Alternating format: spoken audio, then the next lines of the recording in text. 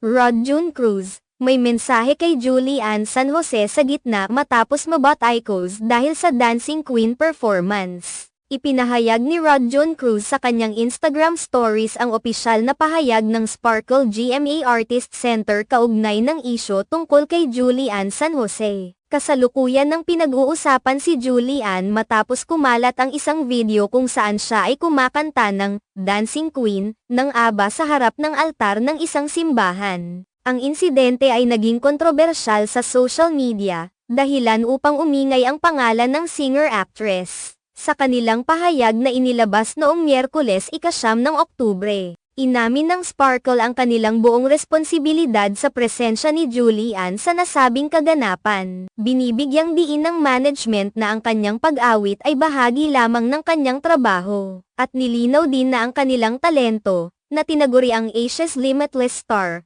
ay isang tapat na Katoliko. Sa kanyang post, naglagay si Rod June ng nakakaaliw na mensahe para kay Julian. Nakasintahan ng kanyang kapatid na si Raver. Love you Julie at my Japs. Wala kang kasalanan dun. Professional ka lang talaga at iniisip mo lang palagi na mapasaya at ma-inspire ang mga audience mo. Aniya. Pinatotohanan din ng celebritydad na mahal siya ng Diyos. Na tila naglalayong bigyan ng lakas ng loob si Julian sa gitna ng kontrobersya. Tila ang mensahe ni Rod June ay isang pagpapahayag ng suporta at pagkilala sa professionalism ni Julian, na patuloy na nagbibigay inspirasyon sa kanyang mga tagahanga. Sa kabila ng mga usap-usapan, mahalaga pa rin ang kanyang dedikasyon sa kanyang sining at ang pagnanais na maghatid ng saya sa kanyang audience. Ang ganitong insidente ay nagpapakita ng hirap at hamon na dinaranas ng mga artista sa kanilang mga propesyon. Bagamat ito ay isang pagsubok, makikita ang tunay na pagkakaibigan at suporta mula sa mga taong malapit sa kanya. Ang mga mensaheng ito ay mahalaga,